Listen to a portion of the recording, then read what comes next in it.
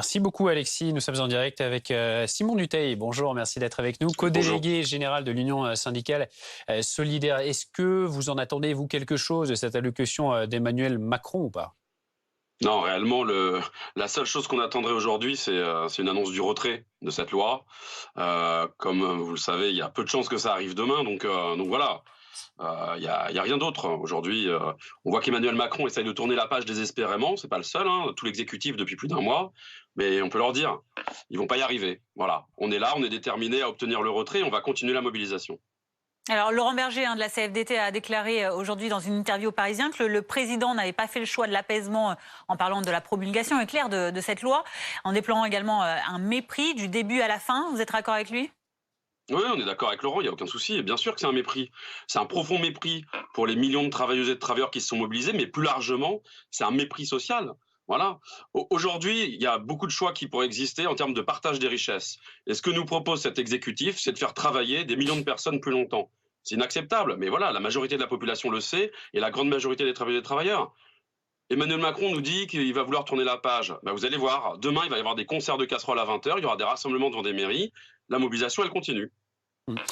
Vous êtes focalisé sur le 1er mai, on rappelle l'intersyndicale qui appelle à un raz-de-marée. C'est pour vous la prochaine étape ou est-ce qu'il y a d'autres actions qui, avant ce 1er mai, sont envisagées de votre côté? Il va y avoir des actions tous les jours. Voilà. Jeudi prochain, à la SNCF, par exemple, il y a une grève unitaire, hein, dont Sudrail notamment a appelé. Tous les jours, il va y avoir des actions qui vont continuer. Évidemment, on va préparer le 1er mai.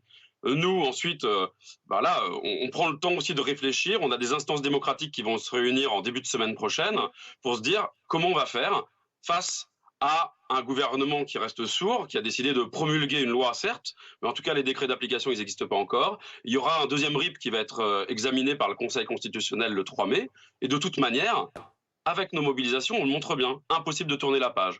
Et à un moment donné, on se dit, et c'est le sens de ce qu'on fait aujourd'hui, que ce gouvernement il va être obligé de retirer sa loi. Est-ce que vous pensez que les Français vont répondre positivement à l'appel de l'intersyndicale à une mobilisation massive, un raz-de-marée lors de cette traditionnelle fête du travail le 1er mai? Alors c'est la fête des travailleuses et des travailleurs plus que la fête du travail. Hein, voilà, c'est une fête, c'est une journée de lutte même, voilà, internationale.